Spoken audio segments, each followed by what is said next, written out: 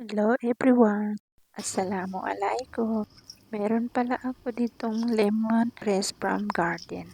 For today's video ay gusto ko gumawa ng lemon tang powder.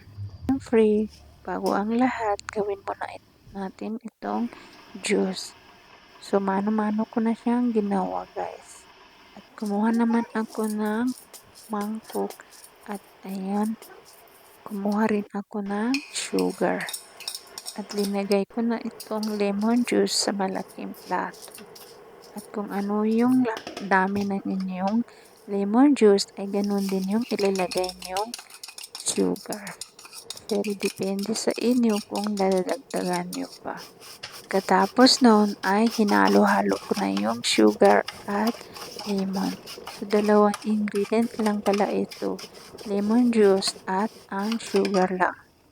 Pagkatapos yung halo-halo ganyan, ay ida-dry nyo na yan siya sa may tapat ng ceiling fan or electric fan.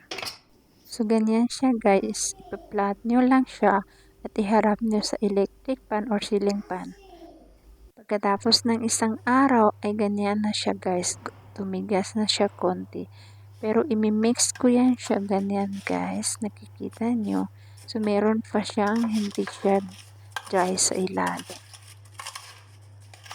So, ayan, hinalo-halo ko ulit at ilalapad ko naman siya ulit para ma-dry ulit.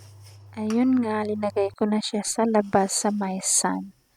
Pagkalipas ng isang araw ay ayan na siya guys, dry na siya. So, kailangan lang natin i-try ng mabuti para ma-blender guys. So, nakikita niyo sobrang dry na siya kasi nga linagay ko siya sa may araw. So, ayan guys, pwede nyo na yan siya i-grinder or blender. At ayun nga, sisimulan ko na yung pag-grinder. At ayan na nga, kailangan talaga siya na dry para hindi siya magdikit-dikit guys.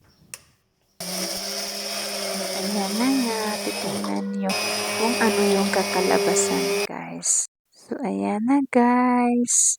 Pwede nyo na yan siya ilagay sa may container. So, diba, parang yan din yung binibili natin sa palengke na tang. So, pwede nyo na yan siya ilagay guys sa may container.